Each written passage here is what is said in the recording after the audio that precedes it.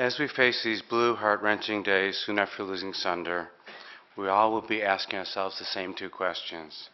Who was Ssandur, and who is Ssandur? Who will Ssandur be from this point on? Ssandur was foremost a physician. It was who he was when he looked at himself. He had the intellect to diagnose patients, but this was just the beginning for him. He knew these people. This knowledge of his people aided his ability to see more than results of just tests. We all focus on tests. Ssandur focused on the patient, the test of the patient, but he knew the patient. He cared about them as people. He knew how to communicate to them and how to communicate his concern for them. His patients knew this, they sensed it, and they loved him for it. He was a physician in the complete sense of that word. Sometimes not emphasized enough in today's medicine. He lived to be the best doctor that he could, and he accomplished this more than most physicians I know. He was also a teaching physician, as Greg said. He was a true educator. He held these young doctors up to a standard that he demanded of himself. He was honest with them because he realized that to be a great physician, you had to be honest to the profession as well as to the patient. But it wasn't just a profession to him. It was a responsibility that he adopted into the view of himself. He didn't want you to become a doctor unless you viewed it this way. He taught by example. If you ever went to his office, these young doctors were there all the time. They wanted to know him, they wanted to talk to him, they wanted to experience him. They looked up to him, and he led them. He made them become better physicians. Ssandur was, of course, also Claire's husband. I got to know Claire in the last couple of years. They adopted a lifestyle different than most of us, but probably closer. I could hear it in his voice, in the words he used to describe the relationship, and in the anticipation he shared with me as he prepared to see her each and every time he visited his home. They shared their lives more deeply than most.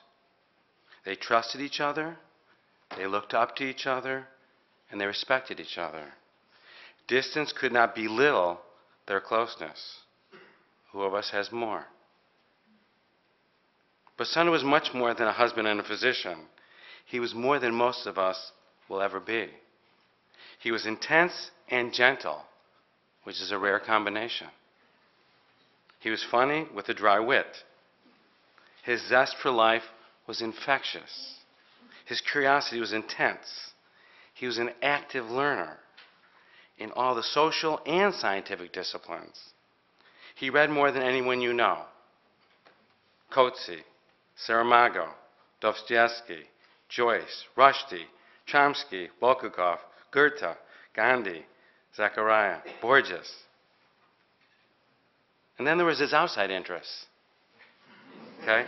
Gardening, orchids, biking, music, classical music. He even tried his hand at badminton. He was a full man. He was a very full man. Now, some people have accused him of being a leftist or a socialist. I loved him for that. He had the radical notion that this planet should be shared by all humans. He knew that Gandhi and Nehru were attempting to accomplish a new post-colonial India, that healthcare, period. He also thought that healthcare was a good idea for every developed nation, that all people should have access to healthcare. Again, a radical idea. Although he supported some of the general merits of capitalism, he believed that if one man's assets were more than the GDP of Ghana, that the system had some serious flaws. One of Claire and Sandur's friends recently said to me, Claire wanted to save the world. Ssandur wanted to change it. And in his own way, he was always trying to change this world for the better, through all different mechanisms. Playing music is one of them. Okay. He was interested in people of all walks of life. He related to the common man and strove to understand him. He read about them to understand them and himself. That's why he read so much. His humor was subtle, yet immense. He saw the irony in our lives. He could laugh at himself. He wanted to know what it is to be a human. He pursued the existential meaning of life so very deeply. Raised from a very liberal Hindu background, he experienced the severity of the Jesuits and the scriptural interpretations of the Methodists. He read Hitchens and Dawkins.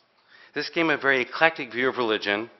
He was able to see that despite their different points of view, the world's religions had more similarities than differences. Like the rest of us, he struggled with what happens after we die. I believe that he had some inkling of a shortened lifespan. He wasn't neurotic about it, he wasn't morbid about it, but it influenced him.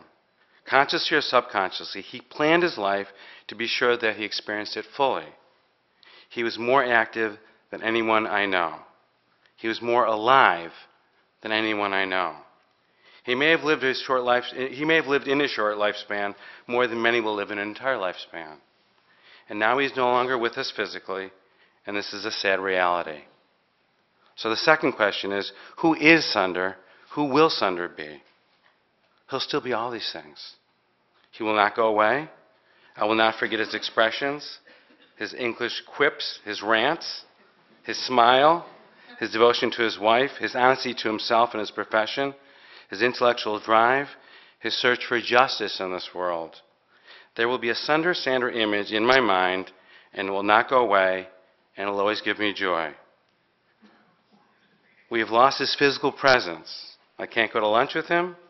I can't share the next book with him, but he will live with me forever, and I am confident that he will live in the hearts of all those who have been lucky enough to know him.